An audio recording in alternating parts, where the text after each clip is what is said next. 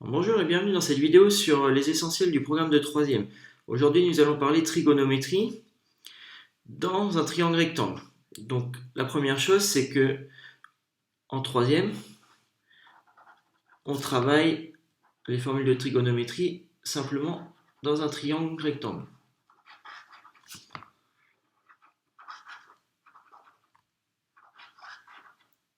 On va voir trois formules.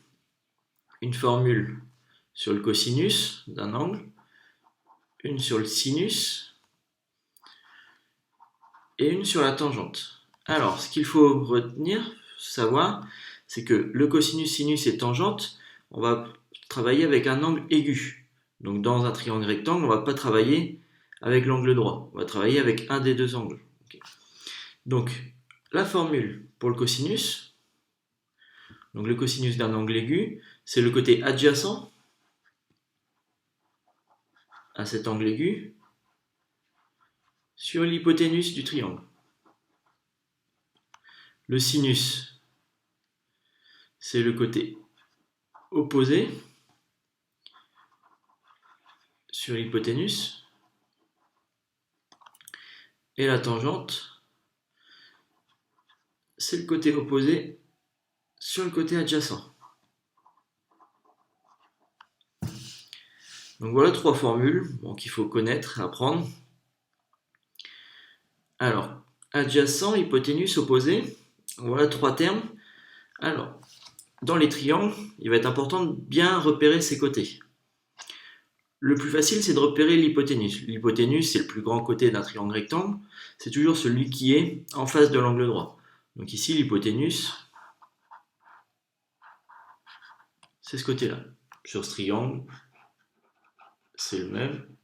L'hypoténuse, c'est celui-là. Là où il faut faire attention, c'est le côté adjacent et le côté opposé dépendent de l'angle avec lequel on va travailler. Donc ici, donc on travaille avec l'angle A qui est là. Le côté opposé, donc c'est le côté qui est en face de l'angle avec lequel on travaille, le côté opposé à cet angle. Donc le côté opposé, c'est celui-là. Et le côté adjacent à cet angle, voilà, c'est le dernier.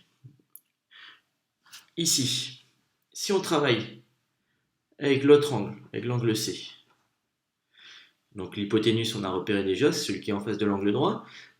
Le côté opposé, donc c'est le côté opposé à l'angle C. Et donc ici, ça va être ce côté-là. Et le côté adjacent à l'angle C, c'est celui-là. Donc il faut bien faire attention, on voit que dans ces deux triangles, okay, l'hypoténuse, c'est le même, c'est celui qui est en face de l'angle droit. Par contre, côté adjacent et côté opposé vont dépendre de l'angle avec lequel on travaille. Donc avec l'angle A qui est ici, le côté opposé à l'angle A, c'est le côté BC, et le côté adjacent, c'est le côté AB. Par contre, dans ce triangle-là, l'hypoténuse, c'est le même, okay, toujours le côté AC, celui qui est en face de l'angle droit. Le côté opposé à l'angle C, c'est le côté AB ici. Et le côté adjacent, c'est le côté BC. Et donc, suivant avec quel angle on travaille, on n'a pas le même côté opposé et côté adjacent. Comme ça dépend de notre angle. L'hypoténuse reste le même. Donc, il faut bien faire attention.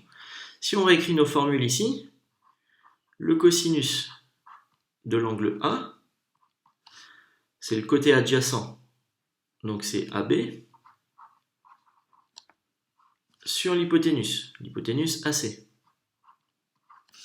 Le sinus de l'angle A, donc le sinus c'est le côté opposé sur l'hypoténuse, le côté opposé c'est le côté BC, et l'hypoténuse c'est AC. Et la tangente de l'angle A, donc c'est côté opposé sur côté adjacent, le côté opposé c'est BC, et le côté adjacent AB. Donc voilà nos trois formules, faisant le cosinus, sinus et tangente de l'angle A. Et si on fait cosinus et sinus et tangente de l'angle C, on va obtenir d'autres formules. Cosinus de l'angle C, donc le cosinus c'est côté adjacent sur l'hypoténuse, mais le côté adjacent ici c'est BC, sur l'hypoténuse AC. Le sinus de l'angle C. Donc c'est côté opposé sur hypoténuse. Donc AB